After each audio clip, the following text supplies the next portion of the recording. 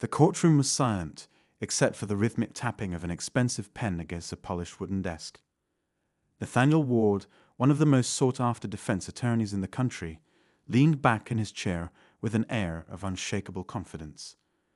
Known for his sharp suits, sharper tongue, and an undefeated record in high-profile cases, Nathaniel had built a reputation for being ruthless, cunning, and if you asked him, always right. Across the room, Judge Veronica Chambers adjusted her glasses and shuffled through her papers. The courtroom's fluorescent lights glinted off her silver hair, and her calm, steady presence commanded the space. Judge Chambers was no stranger to Nathaniel's antics. She'd seen lawyers like him before, men who underestimated her for a variety of reasons.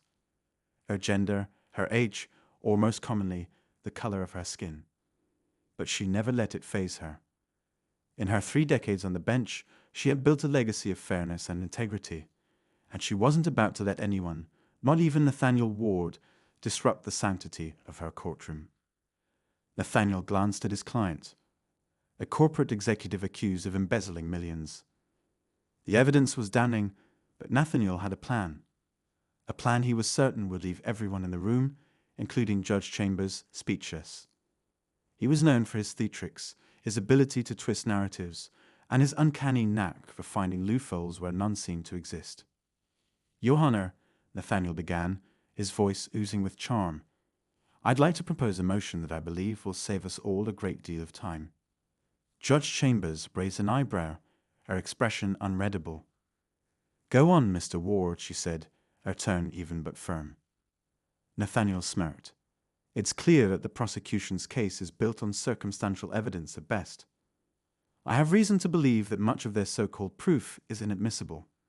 In fact, I'd argue—" "Mr. Ward," Judge Chambers interrupted, her voice cutting through his monologue like a knife, "this is not the time for arguments. State your motion or sit down." The room tensed. It wasn't often that someone interrupted Nathaniel, let alone with such authority. For a moment, his composure wavered, but he quickly recovered.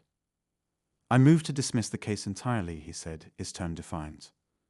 A murmur rippled through the courtroom. The audacity of the request was palpable. Nathaniel leaned back in his chair, crossing his arms as if he'd already won. Judge Chambers didn't react immediately. She took a slow, deliberate sip of water, letting the tension build. Then she leaned forward, her piercing gaze locking onto Nathaniel. "Mr. Ward," she said, her voice steady, "your motion is denied." The room fell silent again, but this time the energy had shifted.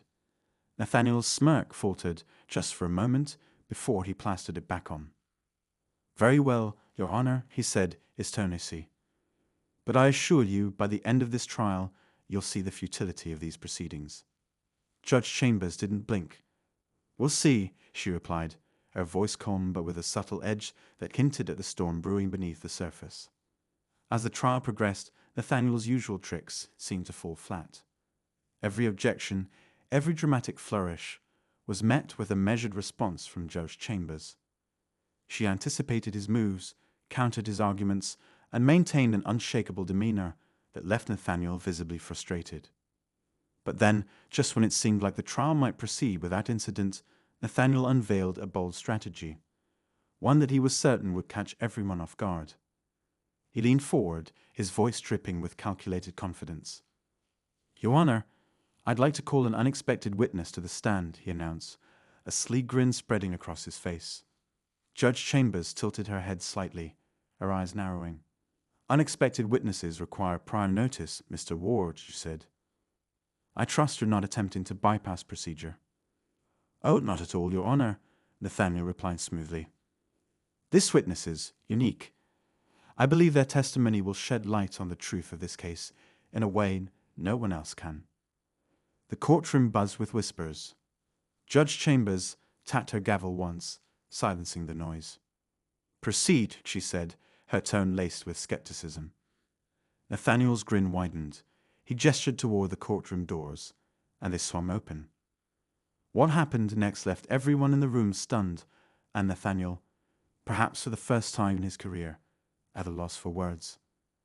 The heavy wooden doors creaked open, and every pair of eyes in the courtroom turned toward the entrance.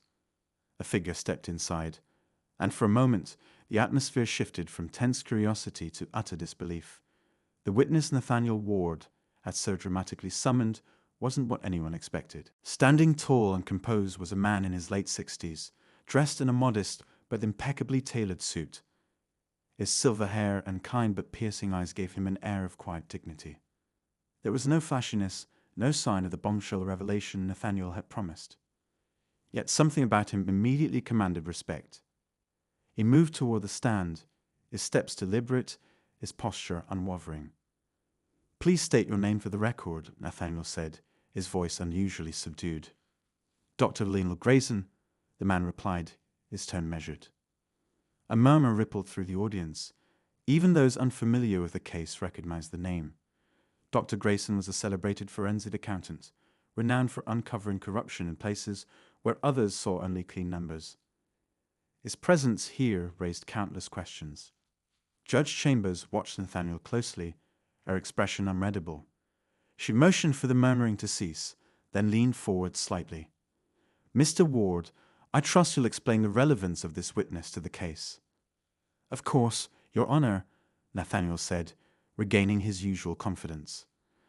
"Dr. Grayson's testimony will provide critical insight into the financial discrepancies at the heart of this case. His findings directly contradict the prosecution's narrative." The prosecutor, a sharp-witted attorney named Sophia Reyes, immediately rose to her feet. "Your Honor, this is highly irregular.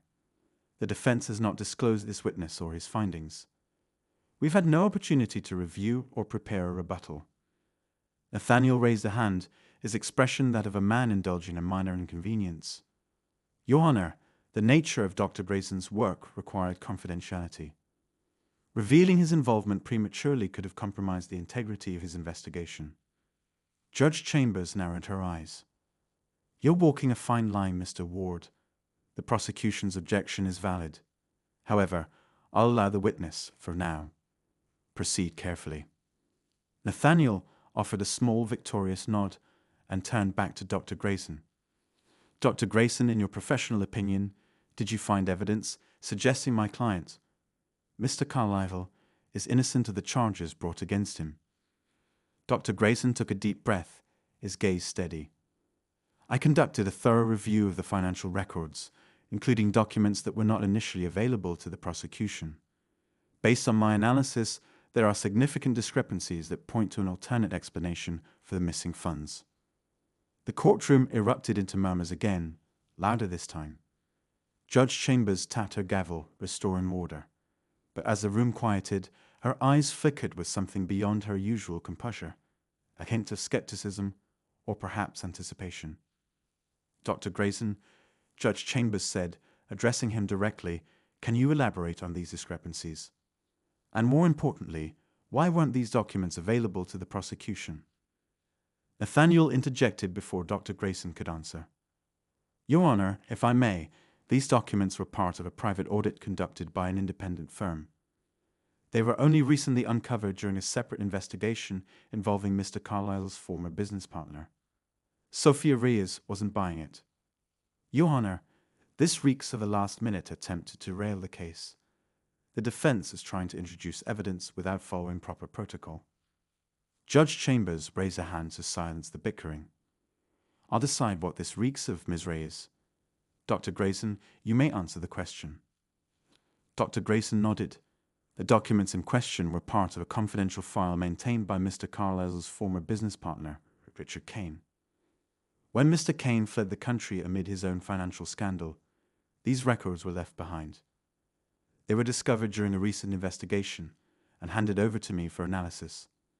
Upon reviewing them, I found transactions that suggest Mr. Kane may have orchestrated the misappropriation of funds, not Mr. Carlyle.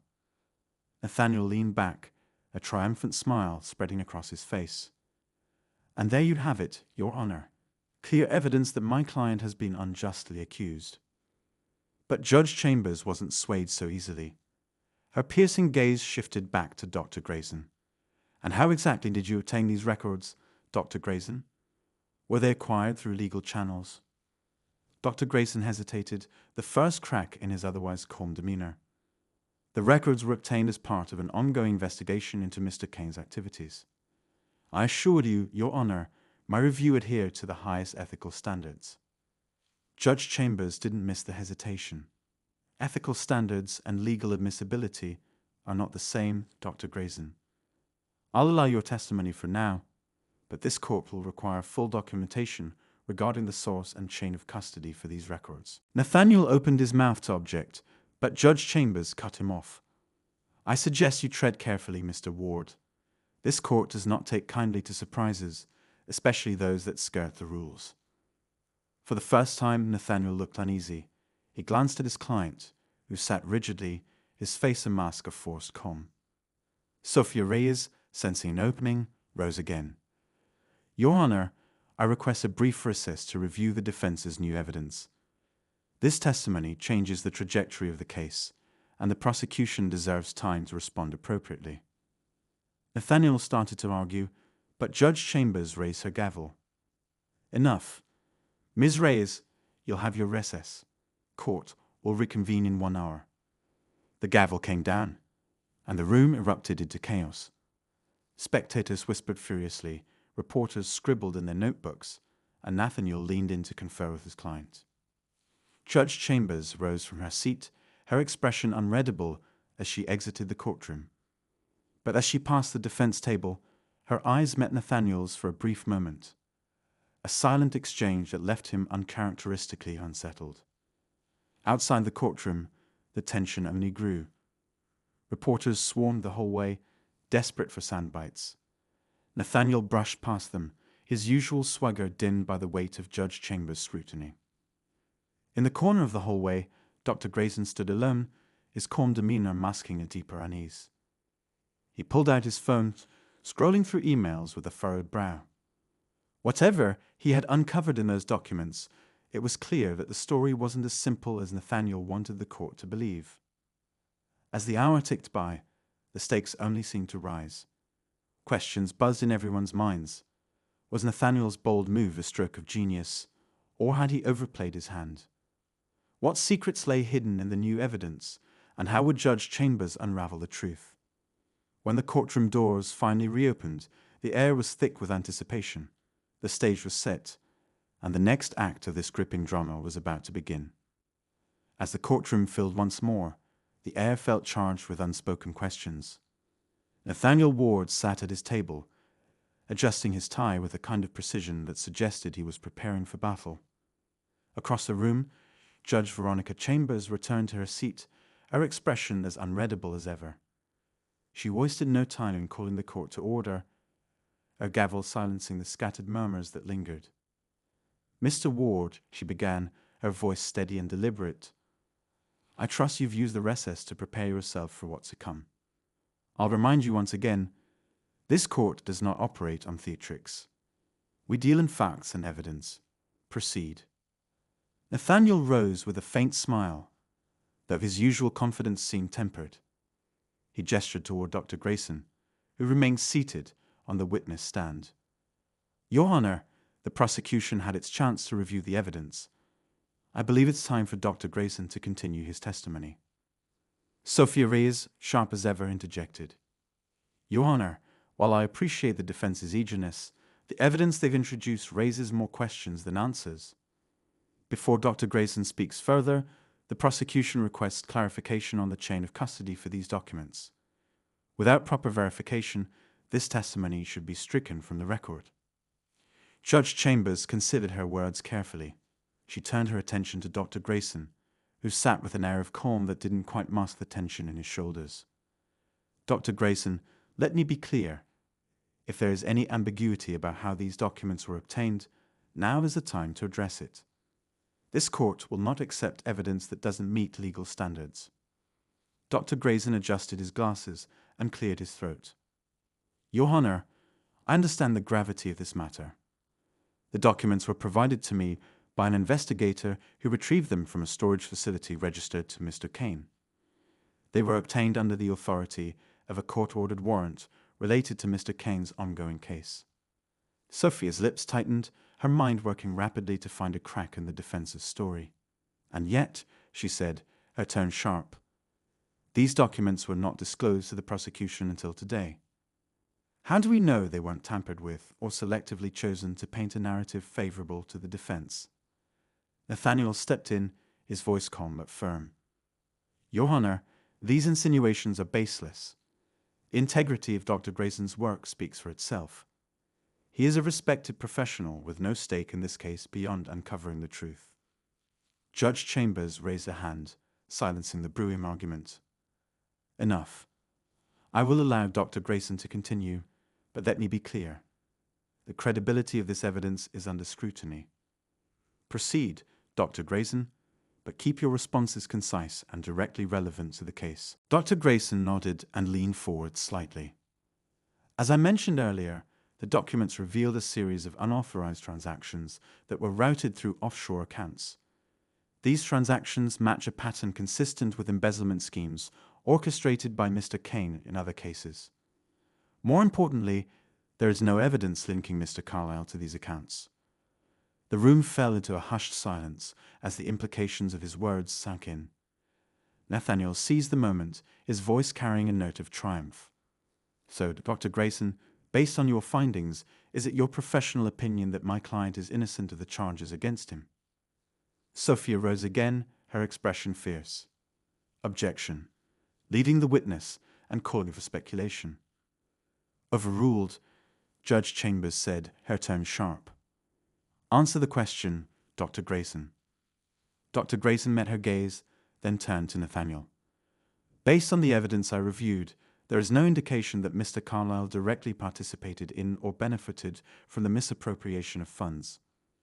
The discrepancies point overwhelmingly to Mr. Kane as the orchestrator." Sophia didn't flinch. Instead, she picked up a folder from her table and approached the bench. "Your Honor, while the defense relies heavily on these newfound documents, the prosecution has its own evidence to submit. We have records that directly implicate Mr. Carlyle in communications with Mr. Kane during the time of the alleged embezzlement." The words hung in the air like a bomb waiting to detonate. Nathaniel's confident expression faltered, and even Dr. Grayson looked taken aback. Judge Chambers raised an eyebrow. "Ms. Reyes, I trust this evidence is relevant and admissible." "Yes, Your Honor," Sophia replied. "These records were obtained through subpoena and verified by independent auditors." She handed the folder to the court clerk, who passed it to Judge Chambers. As the judge reviewed the documents, the tension in the room grew almost unbearable. Nathaniel leaned toward his client, whispering in a low, urgent tone. Mr. Carlyle's face had gone pale, beads of sweat forming on his brow. After a long pause, Judge Chambers set the papers down. Her expression remained neutral, but the slight tightening of her jaw betrayed her thoughts. These communications raised serious questions about Mr. Carlyle's involvement. "Mr. Ward, how does your client explain these emails and transactions?" Nathaniel rose slowly, his mind racing. "Your Honor, while these communications may seem incriminating at first glance, they lack critical context. I would request time to review this evidence and prepare a proper response." Sophia didn't miss a beat. "Your Honor, the defense has been given every opportunity to disclose its evidence. It seems only fair that the prosecution be afforded the same courtesy. If Mr. Ward isn't prepared to address this, perhaps he's not as confident in his client's innocence as he claims." Judge Chambers tapped her gavel once, the sound sharp and commanding. "That's enough. Both sides have presented serious evidence, and this court will not tolerate any further gamesmanship. We will take a recess until tomorrow morning. Use this time wisely." As the gavel came down, the courtroom erupted into a cacophony of whispers and hurried conversations. Reporters rushed out to file their updates, while Nathaniel sat frozen, his mind spinning with the weight of what had just transpired. In the hallway, Dr. Grayson approached Nathaniel, his expression grave. "Mr. Ward, this isn't over. But if there's more to this story, we need to find it. And fast." Nathaniel nodded, his usual bravado replaced by a rare glimpse of vulnerability. "Agreed, because right now, it feels like we're playing a game we don't fully understand." As the two men exited the courthouse, the shadows of doubt and unanswered questions loomed larger than ever. Whatever truth lay at the heart of this case, it was clear that uncovering it would come at a cost, one that no one was fully prepared to pay. Would you like me to continue the story further? The next morning, the courtroom was more crowded than ever. The case had gripped not just the people in attendance, but the public at large. Reporters jostled for position outside the courthouse, their cameras aimed at the doors, hoping to capture a glimpse of the key players. Inside, the tension was palpable. Nathaniel Ward entered with a steely resolve, flanked by his client, Mr. Carlyle, whose normally composed demeanor now seemed frayed. Dr. Grayson followed closely behind, clutching a briefcase as if it held the answers to every burning question. Judge Chambers took her seat, her face betraying none of the weight she must have felt as she prepared to preside over what was shaping up to be a pivotal day. She called the court to order with a sharp strike of her gavel. "Mr. Ward," she began, her voice cutting through the buzz of anticipation. "I trust you've had adequate time to review the prosecution's evidence. Are you prepared to proceed?" Nathaniel stood, buttoning his jacket in a deliberate motion. "Yes, Your Honor. The defense is ready." "Very well," she said. "Ms. Reyes, you may begin." Sophia Reyes rose confidently, carrying the folder of incriminating communications she had introduced the previous day. Her steps were deliberate, her every movement calculated to command attention. "Your Honor, members of the jury," she began, addressing the court with practiced ease. "The evidence I present today sheds light on a disturbing pattern of behavior. These emails and financial records not only place Mr. Carlyle at the center of the transactions in question, but they also reveal direct coordination with Mr. Kane. Together, they orchestrated a scheme that defrauded investors and funneled millions into private accounts." She paused for effect, allowing the weight of her words to settle. Then, with a flourish, she placed a document on the overhead projector, displaying an email exchange for everyone to see. "This email," she continued, pointing to the screen, "shows Mr. Carlyle instructing Mr. Kane to move the funds discreetly. There is no ambiguity here. These are Mr. Carlyle's words, his instructions." The jury's faces were a mix of confusion and skepticism, their eyes flickering between the screen and Mr. Carlyle. Nathaniel leaned forward, whispering something to his client, who looked as though he might crumble under the weight of the evidence. When it was Nathaniel's turn to cross-examine, he approached the stand with measured steps, his expression thoughtful. "Ms. Reyes," he began, "these emails you've presented, are they verified as authentic?" Sophia's eyes narrowed. "They were obtained through subpoena and verified by independent forensic analysts." Nathaniel nodded, his tone calm. "And yet, as technology evolves, so too does the ability to manipulate it. Isn't it possible, Ms. Reyes, that these emails could have been fabricated or altered?" Sophia scoffed. "The defense can speculate all it wants, but the evidence speaks for itself." Nathaniel pressed on.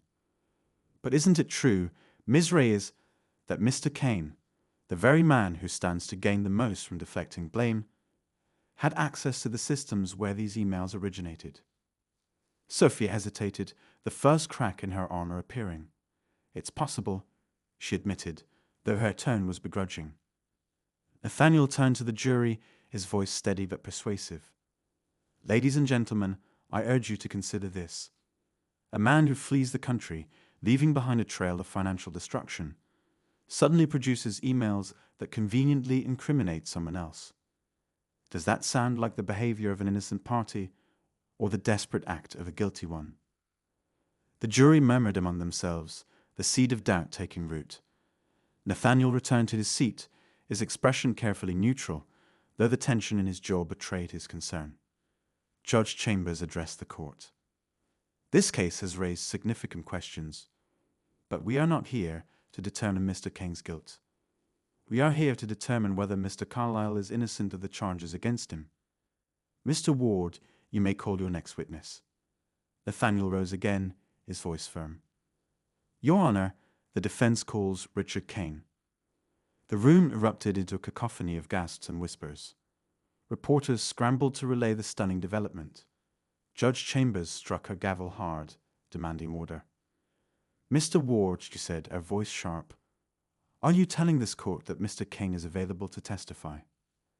"Yes, Your Honor," Nathaniel replied, his tone calm but charged with significance. "Mr. Kane has been located and is willing to appear via live video conference." Judge Chambers' eyes narrowed. "This is highly unorthodox, but I will allow it. Bring him in."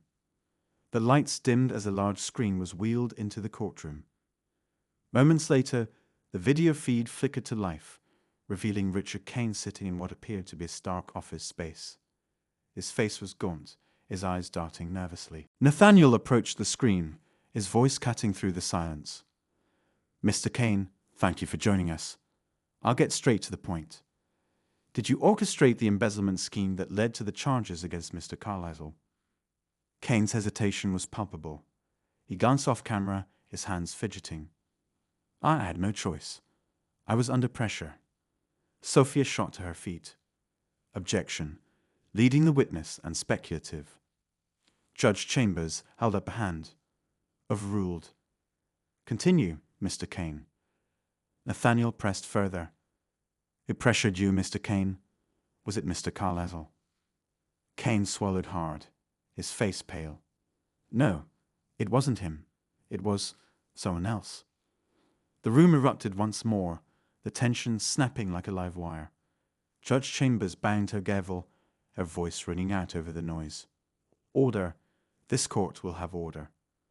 But as the room quieted, one thing was clear. The truth was far more complicated than anyone had anticipated. And the climax of this case was hurtling toward an explosive revelation that no one could yet foresee. Would you like me to continue building this story further?